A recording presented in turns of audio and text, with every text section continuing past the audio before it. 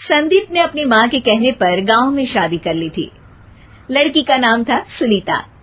माँ का कहना था एकदम मॉडर्न बहू नहीं होनी चाहिए, लेकिन उन्हें नहीं पता था कि गांव से आने वाली बहू सुंदर सुशील तो होगी और उसको गांव से बाहर भी निकाल लाएंगे, लेकिन उसके अंदर का गांव कैसे बाहर निकलेगा। शादी के कुछ दिन बाद, माँ टिफिन तो देना जरा। बेटा अब तो स्कूल नहीं ऑफिस जाता है, माँ से नहीं अपनी बीवी से टिफिन मांगा कर। ओके माँ। सुनीता टिफिन ले आओ। 1 किलो टिफिन, इसके अंदर पिस्ता डाल दिया है। पिस्ता? पिस्ता क्यों? सास जी ने बोला था ना कि आपको पिस्ता बहुत पसंद है। ओहो, मैंने पिस्ता नहीं पास्ता बोला था, पास्ता। पास्ता? कहीं होता है पास्ता? अरे बेटी तू रहने दे, मैं बना दूंगी। अच्छा किया कि पाव भाजी बनाने का नहीं बोला, वरना किसी के पाव बना देती है। सुनीता को बुरा लगता है, लेकिन उसकी नादान हरकतें कम नहीं होती। ऐसे ही एक दिन, अरे तुमने ये क्या लगाया है? अरे आप वो फूस फूस करके लगाते हैं ना, वही। डियो? का दियो? किसको दियो? अरे वही ना जिससे खुशबू आती है। हाँ सही पकड़े हैं। अच्छा लेकर तो आना। कौन सा डियो लगाया तुमने? अभी लेकर आते हैं जी। संदीप की बात मानकर सुनीता अंदर से खुशबू वाला फुसफुस लेकर आती है। OMG! OMG मतलब ओ माय गणेश ना। अरे OMG छोड़ो, और ये खुशबू वाला फुसफुस की बात कर रही थी तुम? हाँ इसी की, फिर से सही पकड़े हैं। अरे देवी, लेकिन आप सही नहीं पकड़े हैं, ये डियो नहीं है। डियो नहीं है तो क्या लियो है? अरे ये रूम फ्रेशनर है, जिसको कमरे में छिड़कते हैं, खुद पर नहीं। कोई बात नहीं, माँ कहती थी आत्मा किराएदार है, शरीर एक किराए का कर्म। हम शरीर पे ये डाल लिए तो क्या फर्क पड़ जाएगा।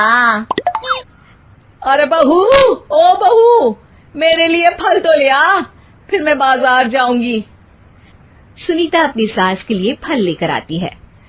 अरे बेटा, पपीता, तरबूज और सेब फल ऐसे कैसे खा लूं? काट कर तो ले आ। माँ जी, मेरे गांव में तो खेत से उठा के सीधा खा लेते हैं। अरे ये तेरा गांव नहीं है ना। अरे संदीप, तू ही कुछ समझा देना इसको बेटा। मैं कैसे समझाऊं माँ, ये तो माइक्रोवेव को भी भट्टी बोलती है। कल मैंने बोला हाय कैसी हो, तो बोलती है किसी को हाय नहीं लगानी चाहिए। अरे सुनीता, तेरा क्या होगा? अभी तो कैसे बताऊं माँ जी, अभी हम कुछ करेंगे फिर पता चलेगा क्या होगा, लड़का या लड़की। हे भगवान, कहाँ से आ गई है? रामपुर से जी, आप ही तो लेकर आए थे मुझे। अरे मुझे माफ कर दो। पहले कोई गलती तो करिए जी, आपकी तो सारी गलती माफ कर देंगे हम। हाँ अरे बहू, मेरी बात सुन। फल यानी कि फ्रूट जब भी लाए ना तो काट कर लाना, ठीक है? जी ठीक है माँ जी, फल यानी फ्रूट यानी काट के लाऊंगी। सुनीता रोज ही कोई ऐसी हरकत कर देती जिसकी वजह से उसे घर में 2 बातें सुननी पड़ती। एक दिन, माँ मेरे बॉस घर पर आने वाले हैं शाम को, उनका बर्थडे है, फैमिली साथ नहीं रहती उनके, तो यही पार्टी कर लेंगे। उनको अच्छा लगा तो शायद मेरा प्रमोशन भी हो जाएगा। मैं ना फ्रूट केक लाकर फ्रिज में रख दूंगी और तेरे साथ आज खाना मैं बनाऊंगी, ताकि जब साहब आए तो खाने में कोई गड़बड़ ना हो। शाम को जब सारी तैयारियां हो जाती है, संदीप के साथ बड़े साहब भी घर आते हैं। फ्रूट केक तो ले आना बहू, फिर खाना खाएंगे। अरे इस सब की क्या जरूरत थी, आपने बुलाया वही काफी है। सर, आपका परिवार शहर में नहीं है तो हम ही आपके परिवार जैसे हैं सर।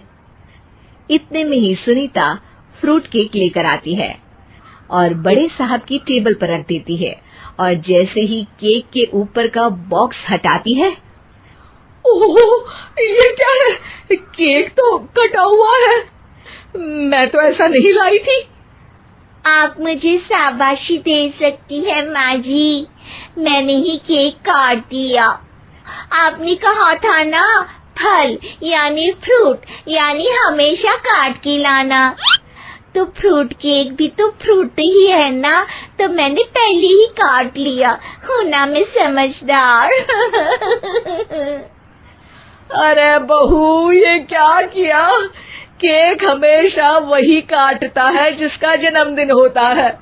तुझे एक बात भी समझ नहीं आती, एक नंबर की बेवकूफ है। पूरा माहौल बिगड़ चुका था। संदीप को लगने लगा था कि साहब उसे प्रमोशन तो दूर की बात है, कहीं डिमोशन ना दे दे, लेकिन साहब बीच में ही बोल पड़ते हैं।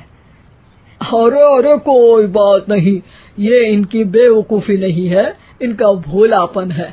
बेटा आप कहाँ से हो? रामपुर गांव से।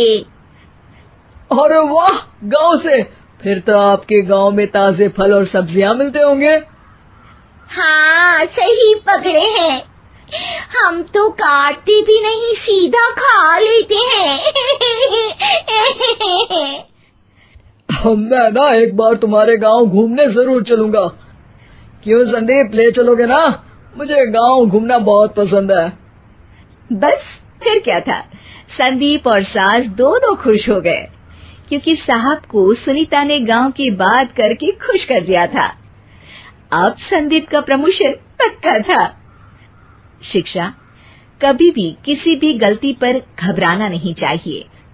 हो सकता है कि उस गलती की वजह से आगे बड़ा फायदा हो जाए।